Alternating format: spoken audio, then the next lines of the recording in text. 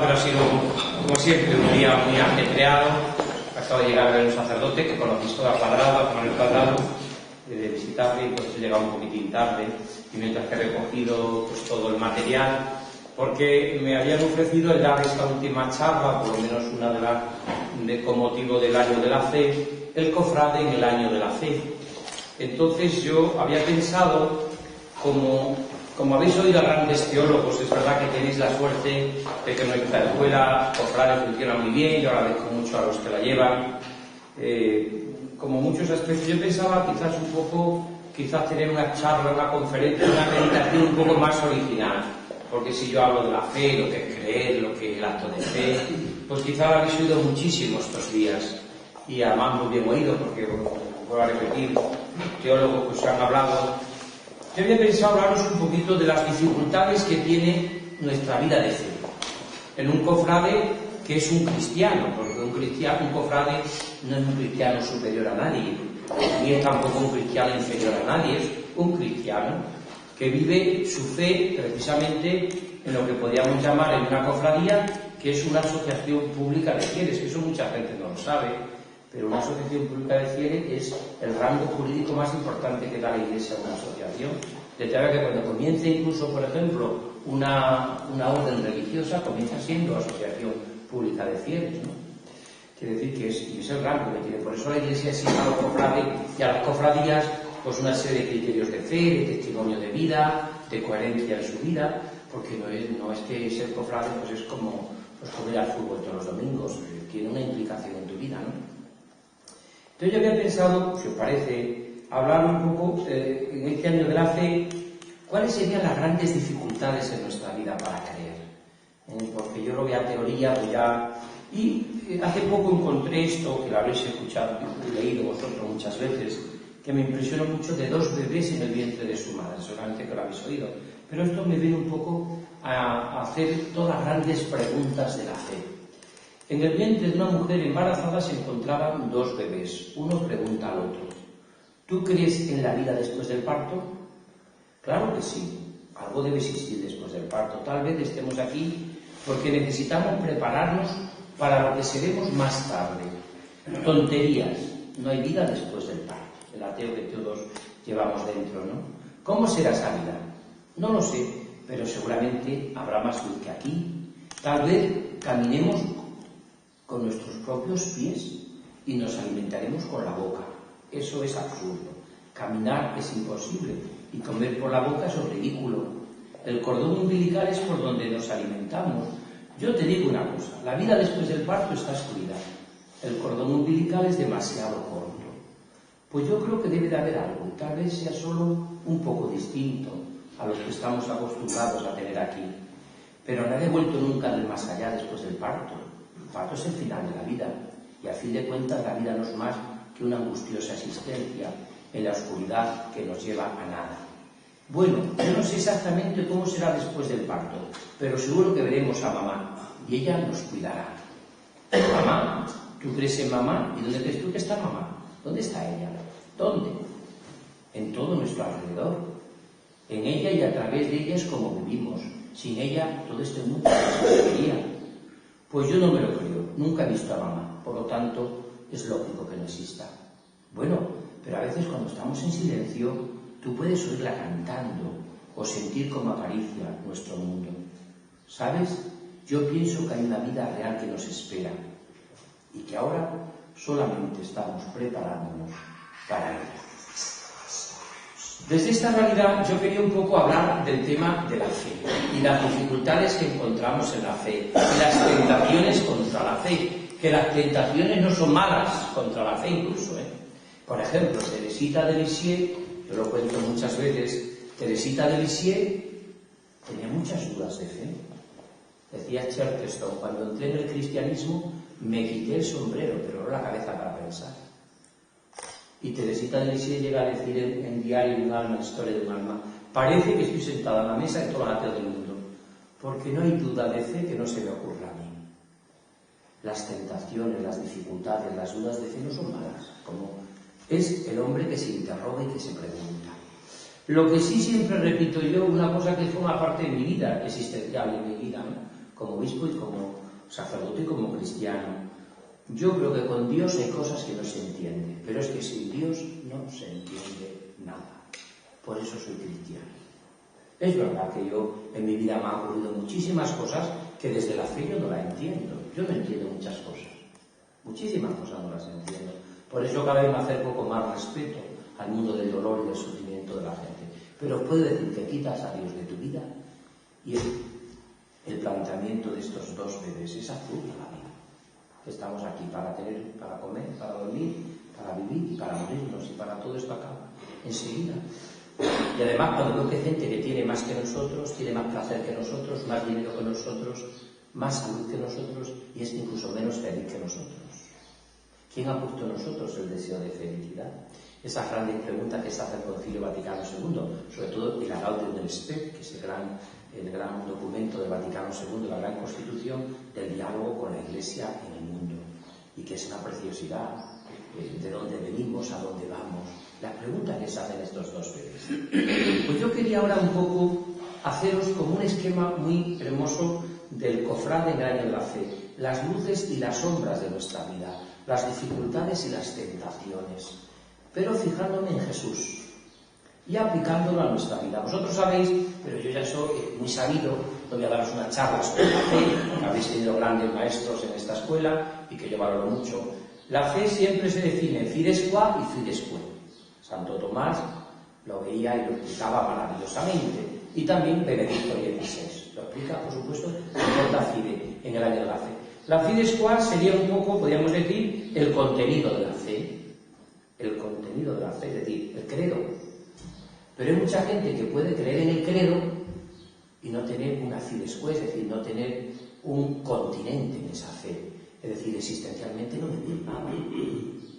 Entonces, precisamente en el año de la fe, lo que el Papa ha querido es que leamos el Catecismo de la Iglesia Católica, que es donde está el contenido de la fe, pero sobre todo que nos planteemos una fe vivida, una fe existencial, una fe que haga y que nuestra vida sea, que es, lo podemos decir, la fe vivida, la fe vivida.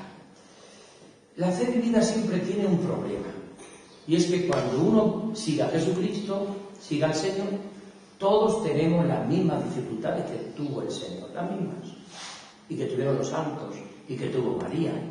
Es decir, nuestra vida no está exenta de dificultades. Dice la Biblia, el que se dispone a seguir a Jesucristo, a ser cristiano, que se prepare para las pruebas. Vamos a sufrir. Los ateos no tienen pruebas mucho más que nosotros, infinitamente más. Lo que pasa es que ellos, o las personas que dicen que son agnósticas, ellos lo viven realmente como pueden. Nosotros contamos con alguien que acompaña nuestra vida, como explican estos dos bebés. Yo os digo muchas veces a los chicos cuando me preguntan en los institutos, ¿por qué usted creyente? Me preguntan muchos. Yo cuando voy a confirmar siempre, me escriben miles de chavales, de jóvenes, confirmados ya más de 8.000. Pues con todos tengo un pequeño diálogo. Y a veces te decir una rata, ¿por qué usted creyente? ¿Por qué como obispo cree en Dios? ¿Qué cree en Dios, no? Y yo siempre le respondo dos cosas que les suele dejar muy desconcertado. La primera, porque no quiero estar solo. Para mí, un agnóstico es un hombre solitario toda su vida. No tiene nada dentro. Decía Chesterton, cuando tú un día de primavera ves las maravillas que ha creado Dios, o estás un día a la playa en el mar y ves un mar inmenso y tienes ganas de agradecer, ¿a quién le das gracias? A la señora que está bañando contigo al lado, ¿qué le importa a ella la maravilla de la creación o del mar? Cuando tú sientes una noche estrellada de ver las maravillas y sientes ganas de agradecer, ¿a quién te agradeces las maravillas? ¿A que tienes al lado que le afecta eso? Yo creo que solamente la fe nos hace que no estemos solos. No es bueno que el hombre esté solo, lo dice el Génesis. Y lo segundo, la felicidad. Digo a los jóvenes, yo soy cristiano porque quiero ser feliz. Y yo ya sé lo que me te ofrece todo el mundo. Y no me hace feliz. El único que te hace feliz, porque Jesucristo no te quita nada de lo bueno del mundo. Lo que te hace es potenciar lo bueno que hay en el mundo. A mí puedo disfrutar siendo del Real Madrid, o gustándome una paella, o disfrutando de las cosas más bonitas de la vida. Dios no ha venido. Dios no es una aguafiesta. Es la fiesta de la vida. Y si hay alguna cosa que por lo que sea el Señor nos dice que no recorramos ese camino, es porque ese camino no conduce a la felicidad. Ni la droga, ni el alcohol, ni la violencia, ni el terrorismo, ni nada de eso conduce a la alegría. Solo conduce a la paz y a la alegría el encuentro personal con Jesucristo. ¿Cuáles serían las grandes pruebas contra la fe? Las ha pasado Jesucristo. Yo pondría 3 textos. Es muy sencilla la charla copiada. Primero, en el desierto. ¿Cuál es la tentación de Jesús en el desierto? Lucas 4. Pues fijaros en una cosa que es muy interesante. Dice San Lucas: Jesús, conducido por el Espíritu Santo, fue al desierto. El Espíritu Santo, que vamos a ver el próximo domingo en Pentecostés. Y en el desierto es tentado por el diablo. Chico, ¿y esto parece una contradicción? No. Normalmente nuestras grandes tentaciones en la fe brotan de lo que es también nuestras grandes gracias. Por ejemplo, ¿dónde vas a ser tú tentado en tu fe? Pues en lo que es tu vida, tu matrimonio, tu familia, tu parroquia, tu cofradía. Lo que es tu vida. Las tentaciones de nuestra vida siempre suelen brotar de lo que es un lugar de gracia. Lo que es lugar de gracia también es de tentación. La oración. Uno reza y es un lugar de gracia, pero también es tentador. Todo lo que es lugar de gracia, por lo tanto, ¿y quién es el tentador en el desierto? El tentador en el desierto es el diablo. El diablo. Diablos. Será el tentador. ¿Sabe usted lo que significa la palabra diablos? Cardenal Martínez lo explica maravillosamente en un libro que tiene sobre la fe. El diablos es el que divide la obra de Dios. Significa diablo. El diablo es el que divide. Por eso el diablo, la tentación que provoca en tu corazón es, primero, haciéndote sufrir sospecha contra Dios. Dios no te quiere. Porque si te quisiera no te habría permitido esta enfermedad, este sufrimiento, este fracaso. Diablo te divide contra Dios. Siempre te divide contra el hermano, creándote sospecha. Es una cosa que yo en la iglesia actualmente me duele mucho. Que poca gente salva al sujeto. Muy poca gente. Es una idea muy de San Ignacio, una de las espirituales. Salvar al sujeto, es decir, de entrada pensar bien. Nosotros siempre pensamos mal de todos. Salvamos muy poco al sujeto. Eso es obra siempre del diablo, que siempre crea división. Hoy no te hagas caso de este por donde venga. Verás cómo te hace. El diablo siempre crea sospecha contra el hermano. Nunca salva al sujeto. Y el tercero, crea siempre la tentación de separarte de ti mismo, creando siempre de sí mismo. Con 3 palabras que son tremendas en la vida humana y psicológica de un hombre. Tú no sirves, tú no vales, tú no puedes. Bueno, sabemos que es todo lo puedo en aquel que me conforta, como decía. Bueno, tenemos ya las primeras tentaciones. El desierto. Lugar de gracia, porque ¿quién le conduce al desierto a Jesús? Le conduce el Espíritu Santo. Conducido por el Espíritu Santo fue al desierto. Lucas 4. Y estando en el desierto le zurra al diablo. Es muy típico en nuestra propia vida contra la fe. Lo que es lugar de gracia para nuestra fe. Seguramente que si tú ves ahora mismo y analizas cuáles han sido tus grandes tentaciones contra la fe en tu vida cofrade, seguramente que descubres que la mayoría han sido tus grandes pasiones y tu gran amor por tu vida cofrade. Siempre. Eso suele pasar. Segundo tentación, en Getsemaní, Jesús. La tentación, me repetí que no es malo. ¿Cuál será la tentación? Dice que también va al desierto porque va a hacer la voluntad del Padre y es tentado. Y en su agonía decía: Padre, si es posible que pase de mí este cáliz. También un texto muy recreado por todas las cofradías. La agonía de Jesús en Getsemaní, en el huerto, es también un texto muy conocido. ¿Y ahí cuál es el tentador ahí? Si fue el diablo el que tienta a Jesús en el desierto, ¿quién le tienta a Jesús? Pues es la debilidad de la carne. El otro aspecto que aparece en el catecismo, como los grandes enemigos de la fe, el diablo, el mundo y la carne. ¿Quién tienta entonces? Es la debilidad de la carne. ¿Qué dice Jesús en Getsemaní? Padre, si es posible que pase de mí este cáliz, porque el espíritu está pronto, pero la carne es débil. Es la tentación contra nuestra fe. Hay mucha gente que se ha apartado de Dios porque no es capaz de vivir aspectos de su debilidad. Y entonces rompe con Dios, bajo capa de sinceridad en su fe. Yo quise ser muy cristiano, yo quise ser tal igual, pero como me gusta mucho el mundo, el demonio, el dinero, el sexo, yo rompo con Dios, soy muy sincero. No eres muy sincero, lo que no quieres es enfrentarte con los grandes problemas de tu vida. Pues uno sigue a Dios como puede. Y a veces te sirve como un transatlántico, como una pequeña canoa y a veces una tabla. A Dios hay que sirve como uno puede. ¿Cuál es el otro tentador de Jesús? Otro texto que recreáis muchas cofradías, que es el crucificado. ¿Cuál es la tentación de Jesús en la cruz? ¿A dónde lo sabéis? Contra su vida y contra todo. La gran tentación de Jesús en la cruz, ¿cuál fue? La gran tentación de Jesús. ¿Por qué me has abandonado? Ese sería el drama teológico de Jesús. Dios mío, ¿por qué me has abandonado? Que por cierto es un salmo. Salmo 121, o sea, no es un texto. Dicen los teólogos, y vosotros todos estáis muy preparados. Yo de la cosa que estoy más contento de los cofrades que tengo en mi diócesis, y por eso decir pocas estupideces es porque estáis bastante preparados. Cuando uno no está muy preparado suele decir muchas tonterías, muchas estupideces. Pero bueno, estáis bien preparados y eso se nota en vosotros. Pues vosotros que sois teólogos sabéis que la palabra que utilizaba Jesús fundamentalmente la palabra Padre. Y aquí no utiliza la palabra Padre, utiliza la palabra Dios. Dios mío, ¿por qué me has abandonado? Que es un texto de confianza además, porque luego termina ese salmo, pero yo confío en ti, Yahvé, porque tú estás conmigo. Es un texto de Jesús, como buen israelita, como buen judío, sabía, por supuesto, muchos salmos. Entonces utiliza Jesús ese salmo allá. Dios mío, ¿por qué me has abandonado? Pero esa es una gran tentación de Jesús. La gran tentación de Jesús en la cruz es el otro enemigo que nos quedaría contra la fe. ¿Cuál sería? Sería la tentación podríamos decir que sería la tentación del mundo.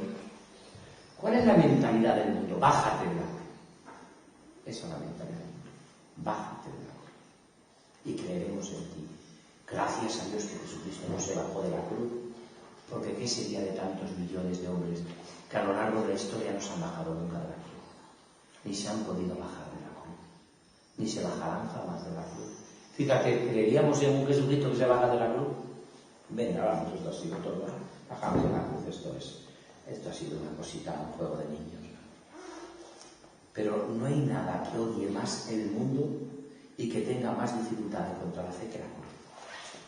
La cruz es tremendo, el odio que hay en el mundo de la cruz. Eso estamos viendo en nuestro tiempo, incluso hasta por la misma cruz como objeto religioso. Es la mentalidad del mundo. La tentación de Jesús en la cruz es la cruz. Bájate de la cruz y creeremos. Fíjate que te ha unido la fe.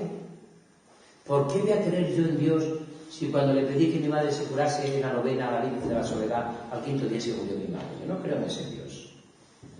Pero claro, la imagen que tenemos de Dios es que tiene que ser una especie como de algo así como de máquina tragaperra que les echa los 2 euros y te da la Coca-Cola. Si le echo los 2 euros y no le saca la Coca-Cola enseguida, lo que yo le he pedido, Dios no me quiere, Dios no es bueno, Dios no me ama. En el fondo es eso. Entonces la tercera tentación que tiene contra la fe es realmente tremenda, es la mentalidad del mundo contra la cruz. O sea, es decir, todo lo que estáis aquí, y si alguno no es así que me lo diga, aunque sea después, todas las grandes crisis que habéis tenido de la fe ha sido por el tema de la cruz, sea cual sea.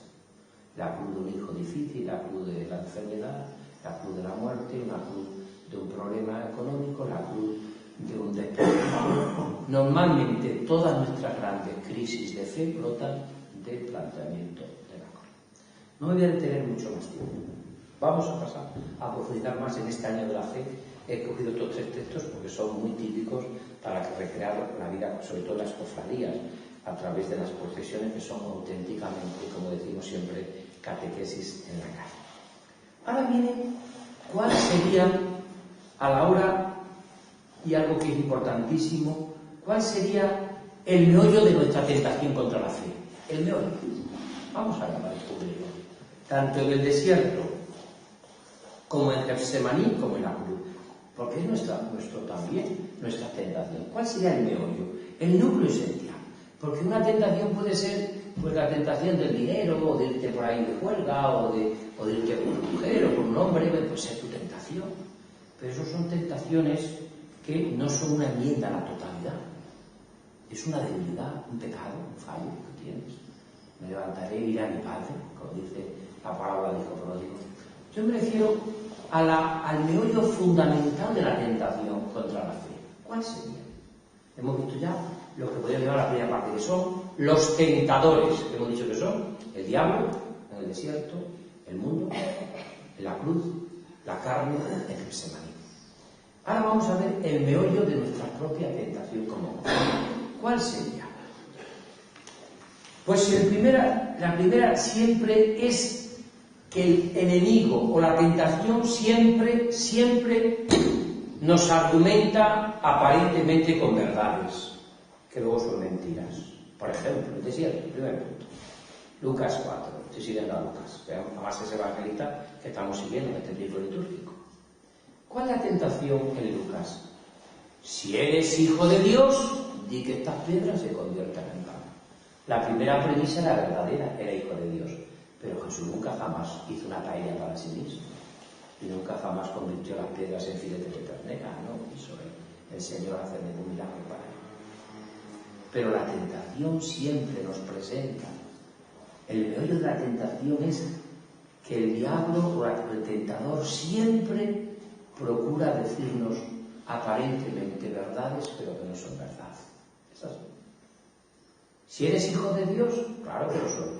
Di que estas piedras se conviertan en pan, porque yo tengo que hacerlo tú mismas. Es la tentación, ¿no?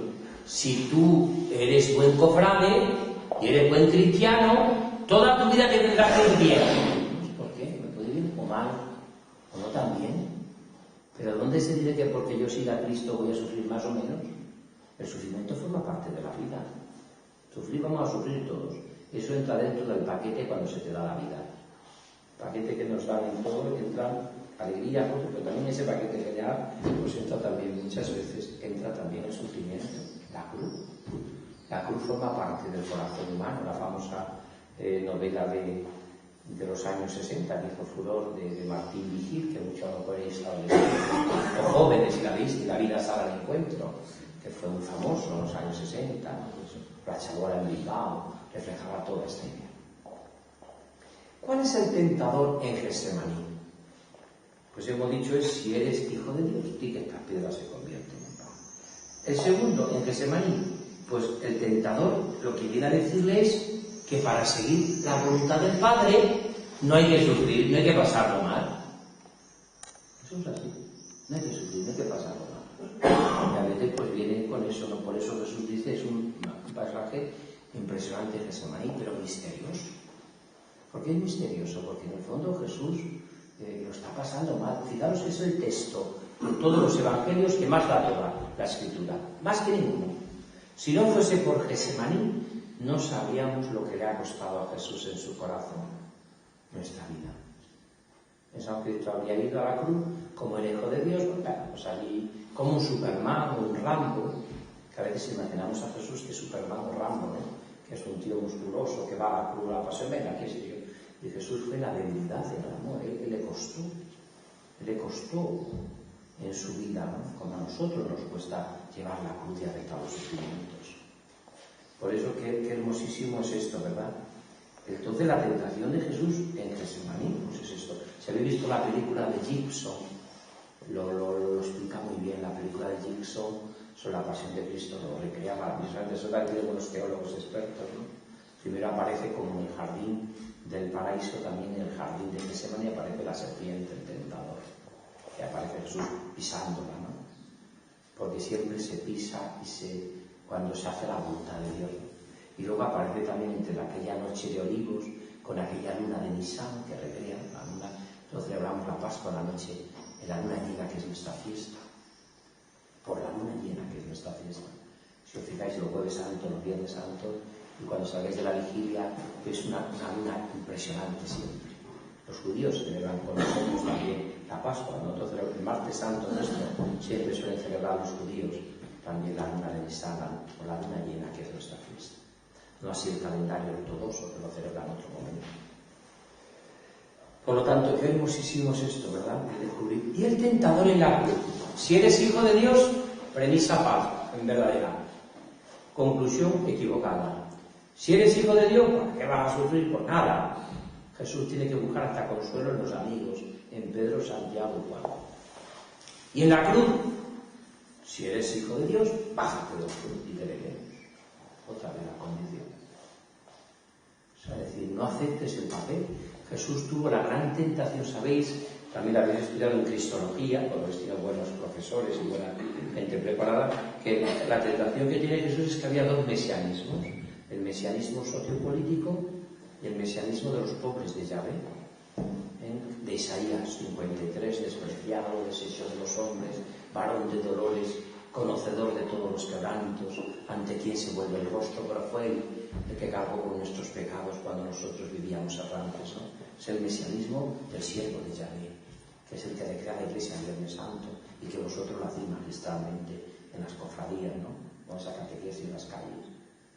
Pero es verdad que existía un mesianismo que se pensaba que Jesucristo se tiraría del penáculo cuando se presenta el tentador en el primer domingo de Cuaresma, y entonces dirían, ya está, que es el Mesías, bajando sin genealogía, ya adulto, este es el Mesías, no sabía dónde vendría, ya mayor, este es el Mesías, ese es el mesianismo triunfalista que Jesús destrozó. No es esa la tentación. Y la tentación de todo hombre de Dios, la tentación en la fe de un cofrade, de un obispo, de un sacerdote, es pensar que tenemos que triunfar, o que tenemos que aplastar a los otros, o pegarle a todo el mundo en la cresta. Eso es lo que pensamos nosotros muchas veces. Por eso la inmensa mayoría de veces de los problemas que tenemos en nuestra vida contra la fe brotan de estas cosas. Los que eligen el camino humilde de la humildad, esos no solamente no suelen tener nunca problemas. Eso pasa como con un matrimonio. Si uno no quiere y es humilde, probablemente nunca llegará a la sangre a los Dios. Pero hay que buscar eso.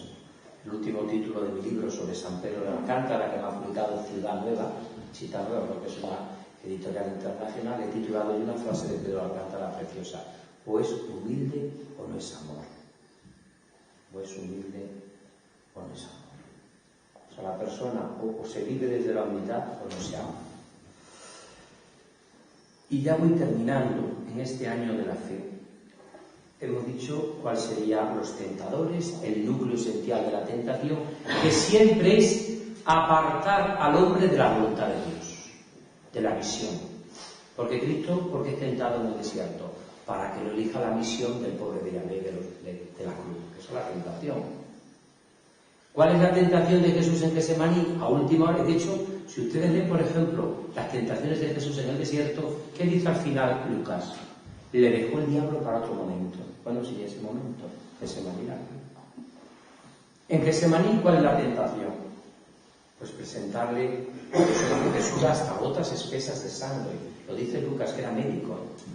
Hay un chiste muy bueno que dice, un exegeta dice, ¿sabéis que Lucas era médico? Dice, sí, pero lo que no sabéis es que era médico cirujano. Dice, ¿por qué? Porque dice San Pablo, médico carísimo. Y un médico carísimo, un chiste. Médico carísimo en latín, es querido, ¿no? Pues desde ahí, y termino ya. ¿Cuál sería cómo vencer todas estas dificultades contra la fe? Es decir, ¿cuál sería que un cofrade, un cristiano, puede vencer todas estas dificultades contra la fe? Todas estas dificultades para seguir a la voluntad del Padre. ¿Cómo vence Jesús las tentaciones? ¿Cómo vence Jesús las tentaciones? Es decir, ¿cuál es? Te decíamos que la fe era no solamente creer en un contenido, que estamos renovando todo, y que yo creo que nunca jamás se ha hecho en la Iglesia una explicación tan hermosa de la fe como ha hecho el Catecismo de la Iglesia Católica. El otro día nos lo presentó a nosotros, a los sacerdotes, Javier Salinas, que es el presidente de la Comisión de Catequesis de la Conferencia Episcopal, vino desde Roma a presentar a nosotros, que es el único, como sabéis, de Mallorca. Y nos decía que probablemente no ha habido nada donde se haya explicado tan maravillosamente bien la fe como el Catecismo de la Iglesia Católica. Sabéis que lo empezó a dirigir Ratzinger, que fue Benito XVI, él se lo encargó al cardenal Schönborn, que es actualmente el cardenal de Viena, y hubo unos cuantos teólogos que trabajaron, entre ellos también el que trabaja con el hermano Roger de Tessé mucho tiempo, que es Masturian, hace una gran parte, y otros muchos teólogos. Yo no creo que se haya escrito nada tan bonito y tan profundo en la fe como el Catecismo de la Iglesia Católica. Quien se sirve eso tiene la fe así, aclaradísima, no hay ninguna duda, ninguna dificultad del contenido. Otra cosa es lo que yo te iba a explicar hoy, la vida de fe en tu vida existencial, en tus dificultades. Por eso el Catecismo de la Iglesia Católica está explicado también, lo sabéis, ya lo explica yo en un año, ¿no? Aquí también ante la cofrade. Primero el hombre capaz de Dios, todo el grande tema del hombre. Pero luego viene, ¿qué es lo que el hombre tiene que creer? Pues el creer. ¿Qué es lo que el hombre tiene que vivir? Que es la moral. ¿Qué es lo que aquí en los mandamientos? ¿Qué es lo que el hombre tiene que celebrar? Que es la liturgia. Y que el hombre tiene que orar, que es la última parte, que es la oración. O sea, también explicado el catecismo. Y la oración retorna el catecismo a la tradición de la Iglesia, que explica el Padre Nuestro, como lo han hecho los grandes místicos, como hizo Teresa de Jesús. Ha habido pocos místicos que le hayan explicado el Padre Nuestro.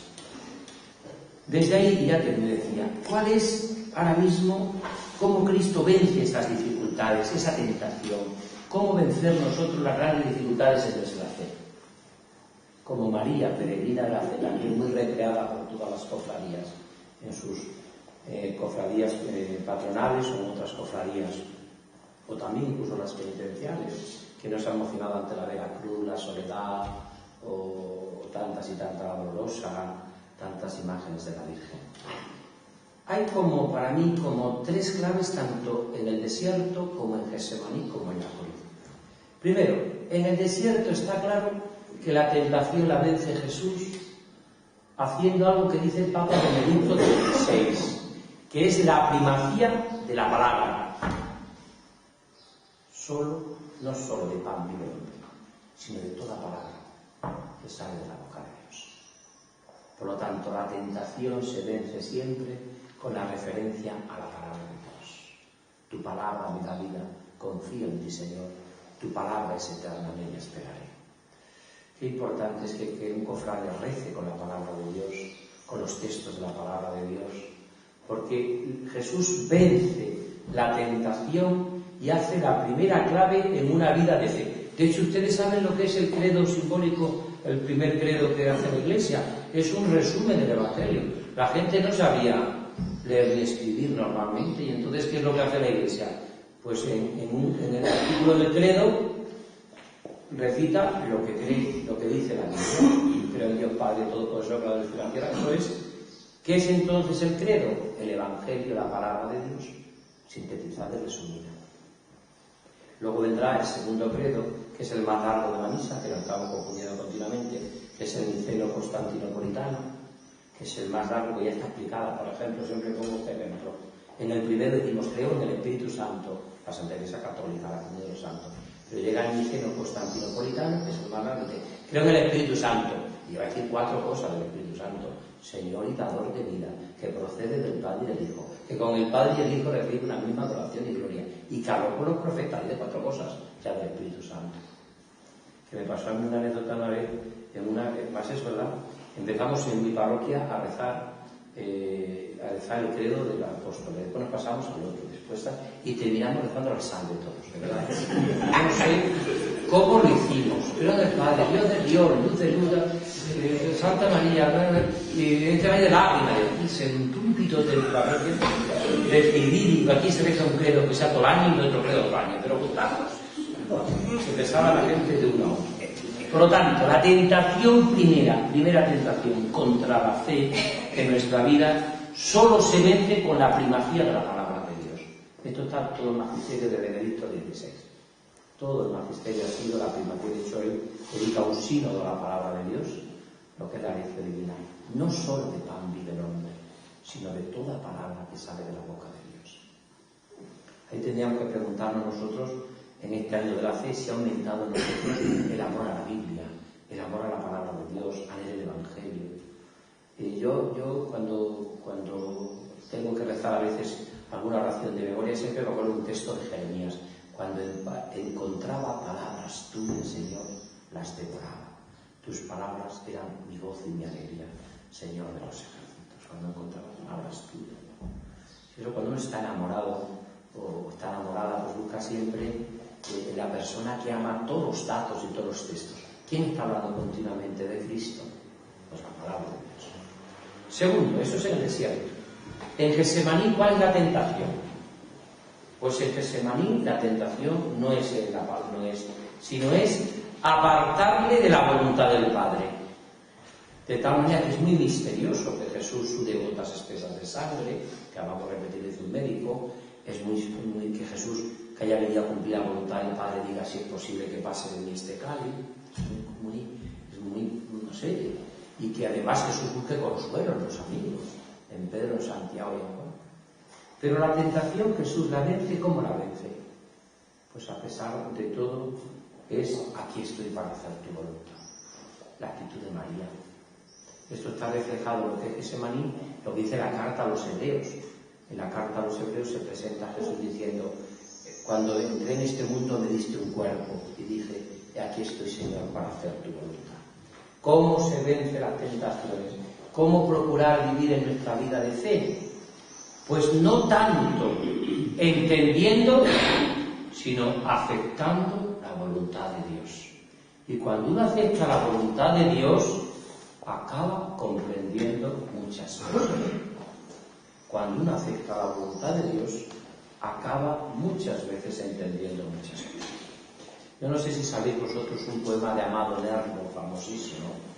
Yo cuando algunas veces en Radio María, que tiene un programa desde hace 2 años, desde que se inició Radio María, yo estoy en el primero, me invitó el Padre Julio, entonces no estaban ni siquiera los Murillas, pero me invitó el Padre Julio a dirigir un programa Conocer a María, y llevo ya 12, 14, 15 años.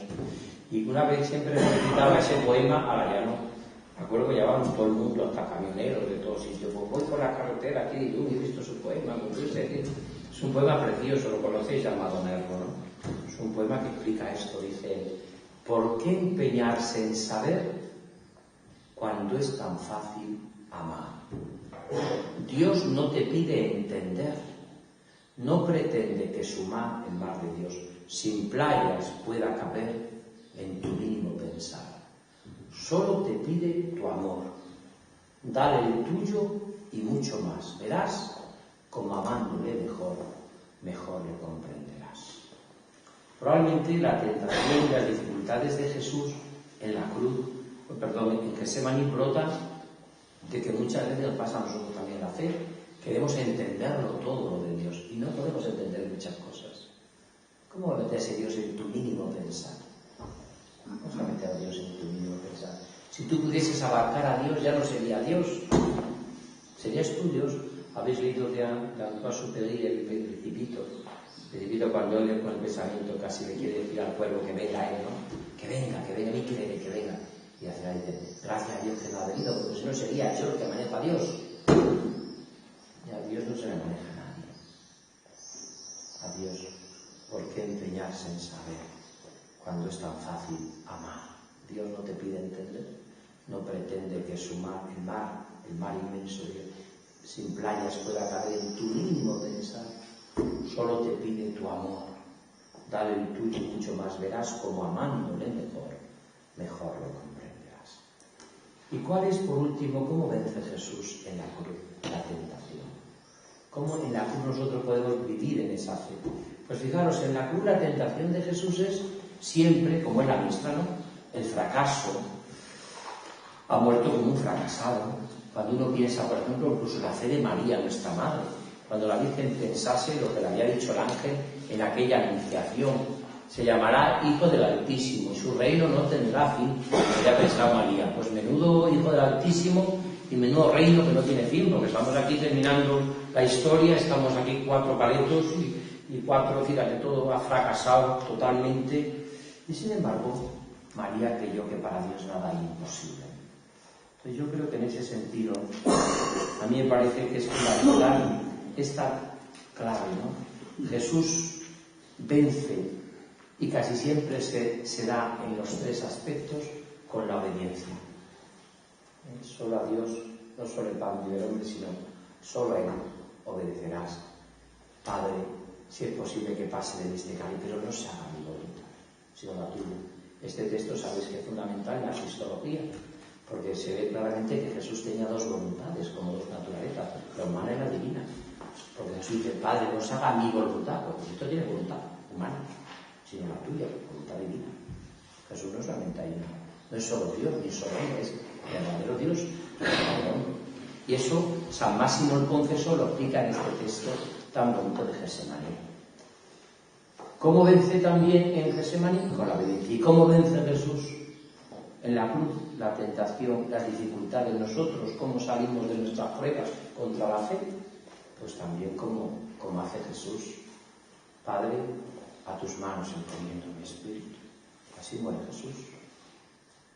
Padre, que dicen algunos que la traducción más exacta de lo que pudo decir Jesús fue lo que dice San Juan: he amado hasta el extremo. Lo que había dicho ya en el capítulo 13 de San Juan, habiendo amado a los suyos que estaban en el mundo y los amó hasta el extremo, lo que viene a decir el Señor es en la cruz: he amado hasta el extremo. Es decir, a tus manos encomiendo mi espíritu. Aquí estoy para cumplir en todo tu voluntad. Siempre salimos de nuestras crisis de fe obedeciendo en la fe. La obediencia a la fe, que es a la que mejor lo representa, es la Virgen. Es María, obediente en la fe, peregrina de la fe. La Virgen es una mujer que creyó como nosotros. Ella tuvo una fe, por supuesto, mucho más perfecta, porque de hecho San Juan de Ávila dice que la fe de la Virgen es mucho más perfecta que la fe de Abraham, porque Abraham sube al monte, pero baja con su hijo. Sin embargo, María sube al Calvario y baja solo con la fe en la resurrección.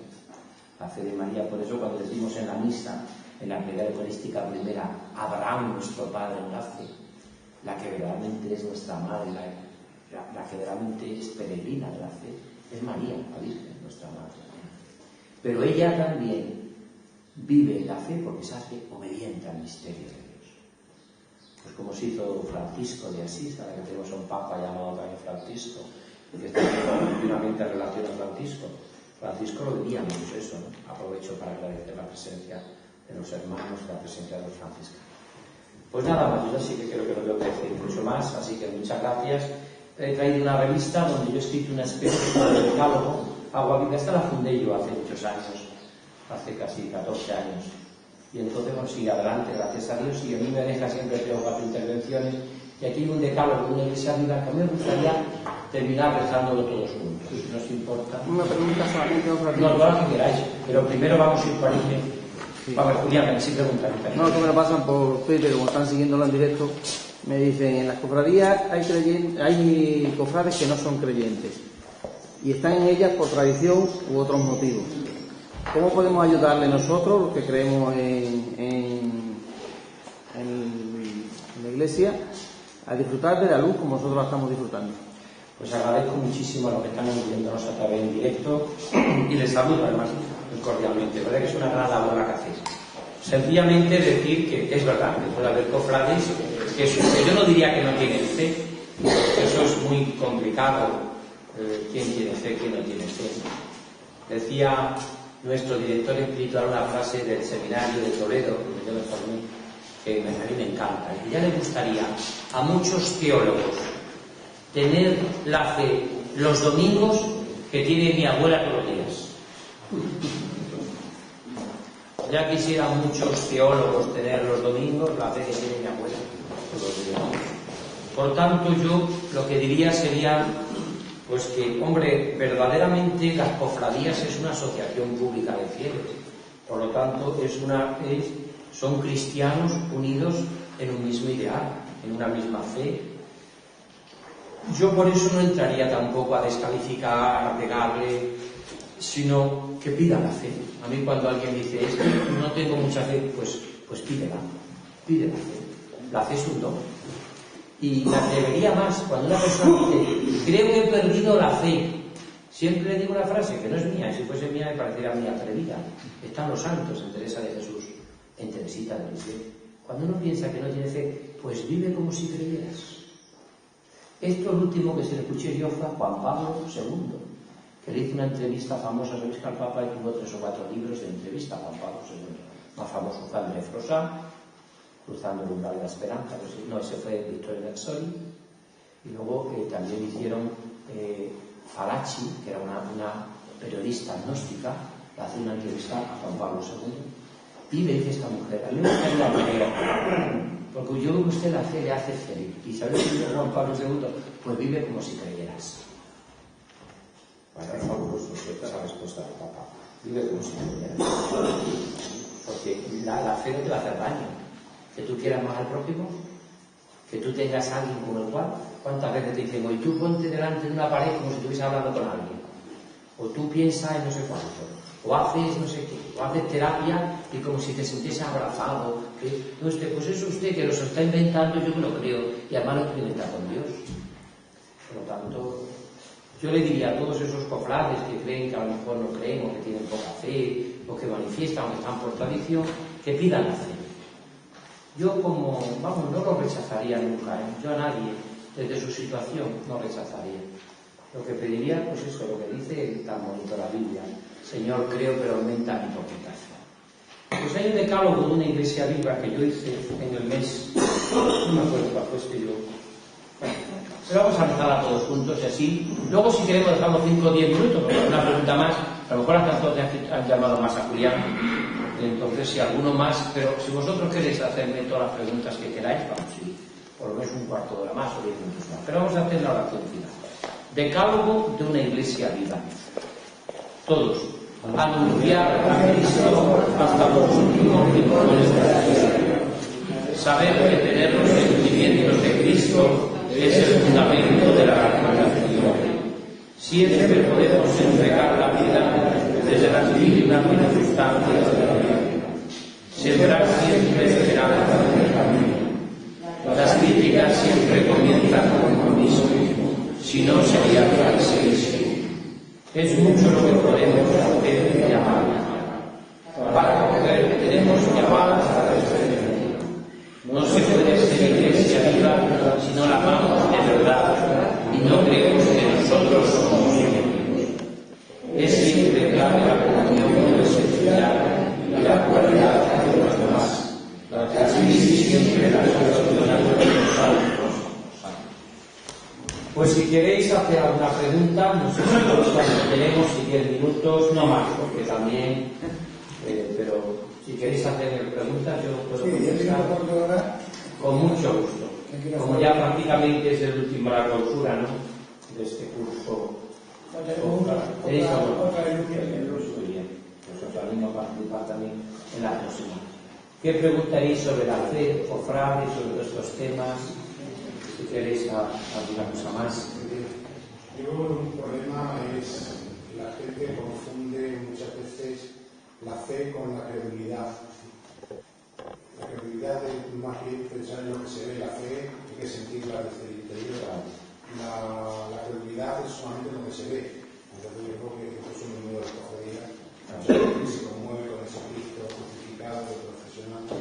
Pero el siguiente paso, que es creer ya con fe auténtica en todo lo que ese Cristo representa, es mucho más complicado, evidentemente, ¿no? Entonces, yo creo que la credibilidad ahí se convierte casi en una especie de cortina que no deja pasar a la otra parte.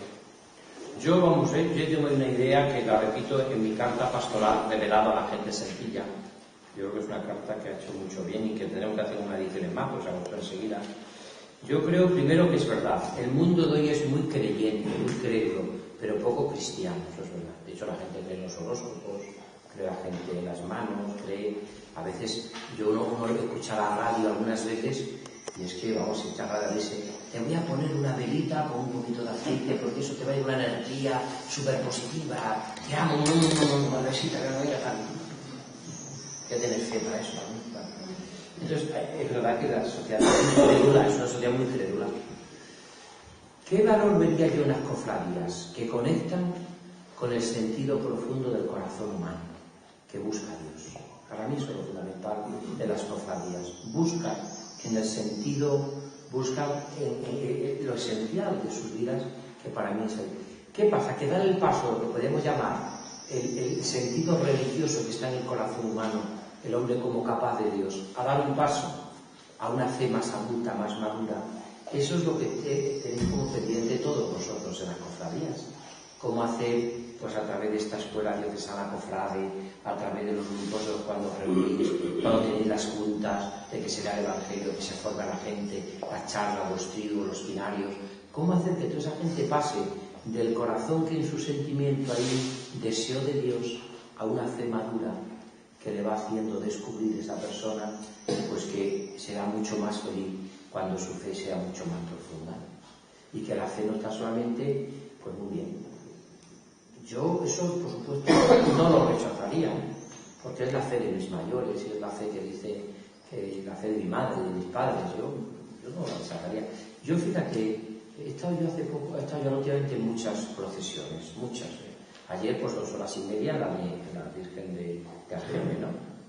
Pero estaba igual, la bajada de la Virgen, con el nuncio a su lado.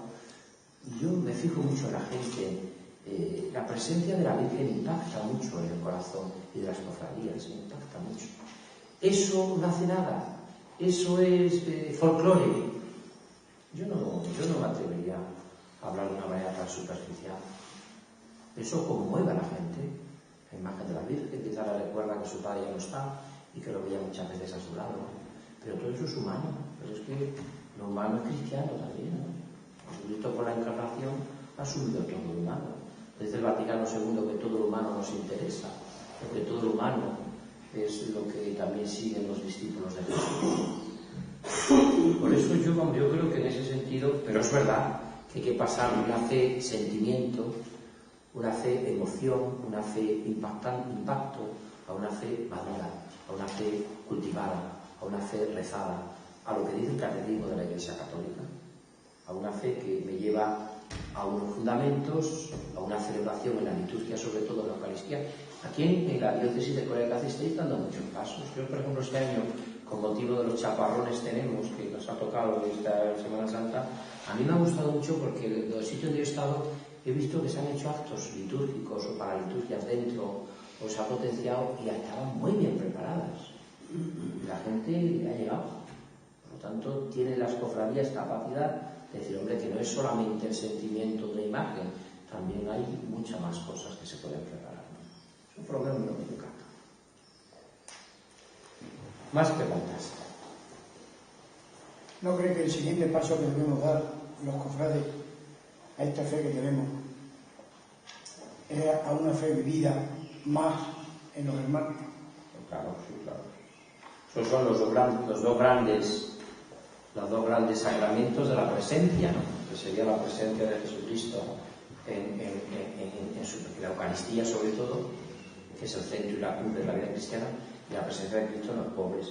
También las cofradías lo están haciendo, ¿no? Ayer cuando comentaban a mí los miles y miles de donativos y sobre todo que ha habido ahora en Coria, sobre todo de alimentos que no han podido, de tantos, yo creo que es un gesto de... Eso decía la Bebía, cada vez que yo llamo a Dios Padre, le responde: ¿dónde están tus hermanos?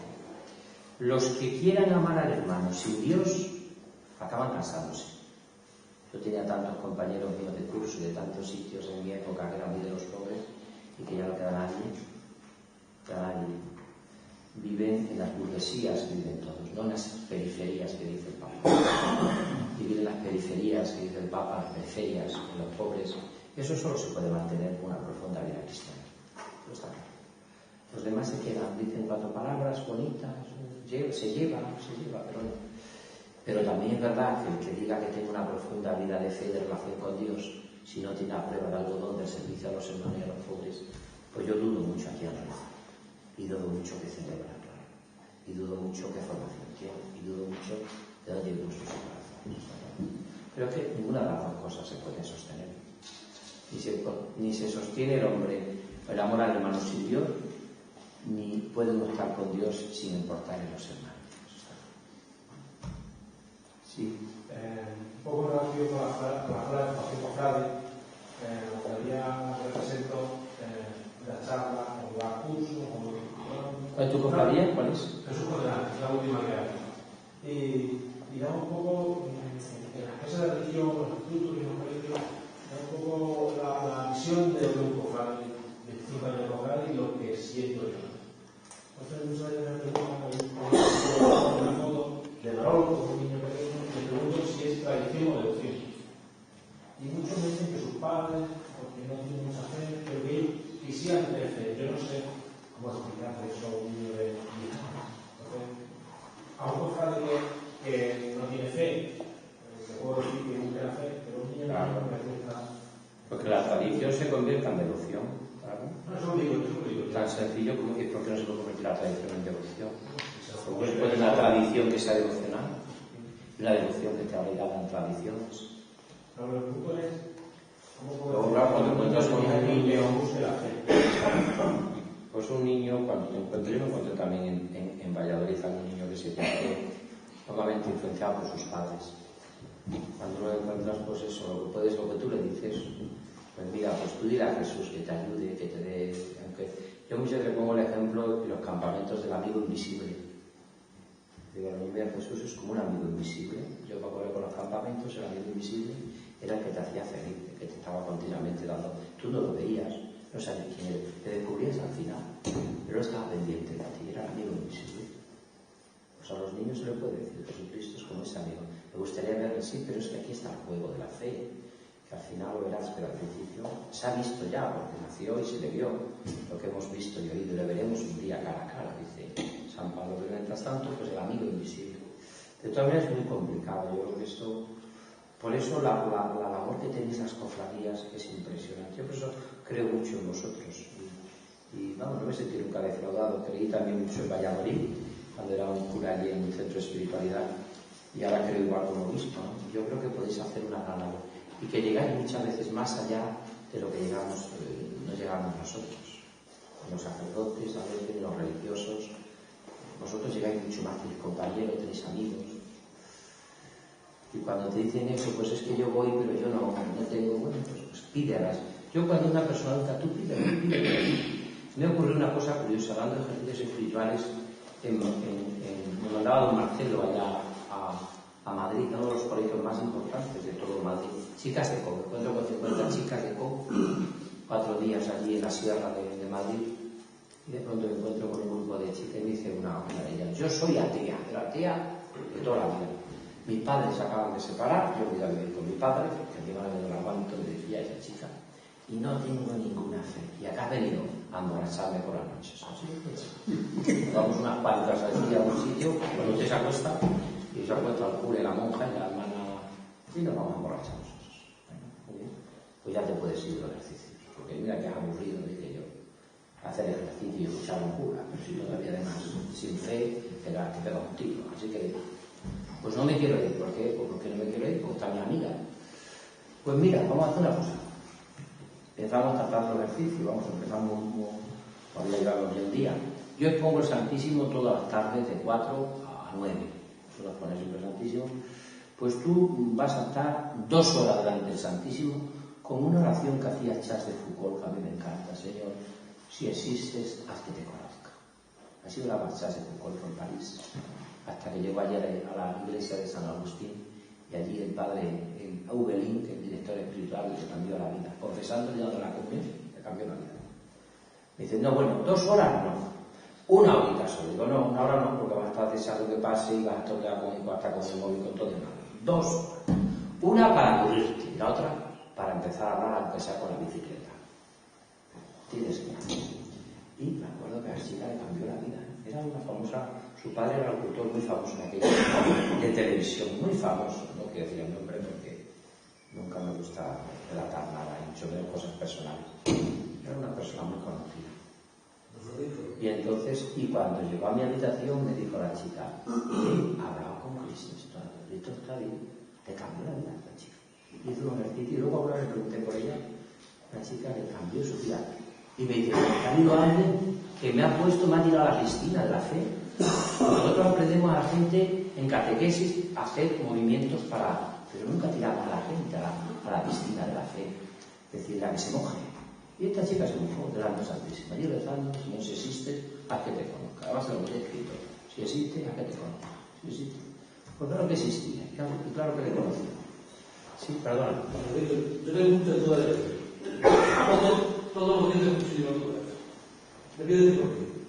Yo tengo un niño de hace 10 años, Barcelona, que está en coma. Está en coma por un accidente. Resulta que muchas veces, bueno, cada 2 o 3 tiene una crisis enorme, lo tenemos en casa, claro. Tiene una crisis enorme porque cualquier cosa que ocurre en el ambiente le afecta en los bronquios y en esas cosas.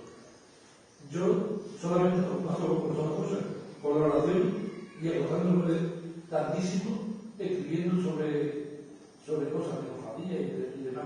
Es de la única manera que tenemos un poco de paz. Fue fabuloso, muy bien. no tengo que decir nada. Solo te está pasando en su corazón una prueba y una dificultad que no es fácil digerirlo, es lo que se llama. Yo siempre digo que los planteamientos de fe son tan sencillos como el que lo han explicado los místicos. Mientras que en tu vida todo te va bien, la fe es una fe aceptada. Cuando en la vida te va mal, la fe se convierte en noche oscura, que es lo que ha explicado San Juan de la Cruz, Santa Teresa de Cruz, que es creer cuando no veo nada. Eso es la noche oscura. De la fe a la vida.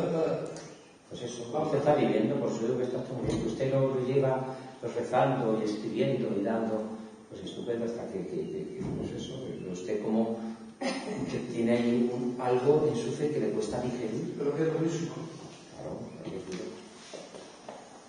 Claro que es duro, pero que yo entiendo que cuando nos van bien las cosas en todo, por eso a mí me da mucha pena cuando veo que tengo mucha fe porque todo me va muy bien, tengo salud, dinero y amor. Y cuando tengas salud, dinero y amor, Dios no te quiere, todo va mal. Cuando hay dificultades, pues cuando la vida te va mal y tú crees que es cuando estás viviendo a Dios en la noche oscura. Eso es la noche oscura. Que normalmente los místicos lo han recreado, lo han explicado, y el hermano Rafael, que yo trabajé mucho sobre él, no llevaba noche oscura, llevaba lo estoy pasando canutas. Es un lenguaje místico, pero más sencillo de la calle.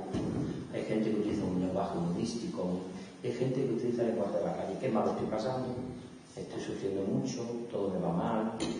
Eso, fíjate tú, pues tengo muchas dudas de fe. Seguramente lo que acabas de decir lo subrayamos, todos subrayamos. Hay una canción muy bonita de Luis Alfredo que dice: creo, Señor, pero por eso a veces dudo y por eso a veces caigo, pero creo, Señor. Es que la fe es así. Y sobre todo cuando una persona, a pesar de las dificultades, de los problemas, cree, pues, pero yo pienso que todos tenemos poquita fe en general. Yo no he encontrado mucha gente con mucha fe. No he encontrado gente, y la que me he encontrado con mucha fe suele ser gente muy sencilla, que ni ellos mismos se dan cuenta de lo que tiene que ser. Pero normalmente me he encontrado con muchas personas que viven de Dios, que viven para Dios y que lo viven como pueden. Eso es lo que me he encontrado mucha gente, pero porque es normal que sea así, claro. Más preguntas.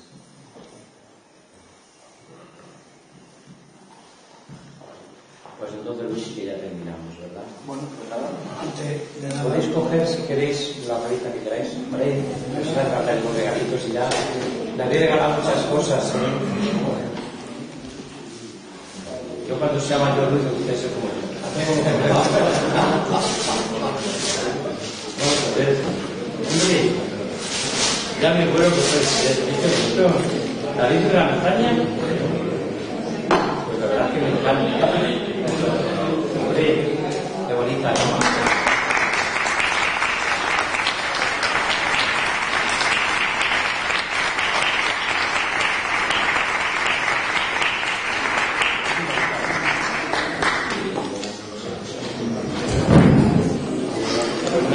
Esto ha sido todo, señoras y señores. Gracias por su atención prestada. Nos vemos en otra entrevista, en otra conferencia. Gracias, buenas noches. Muy bien, nada.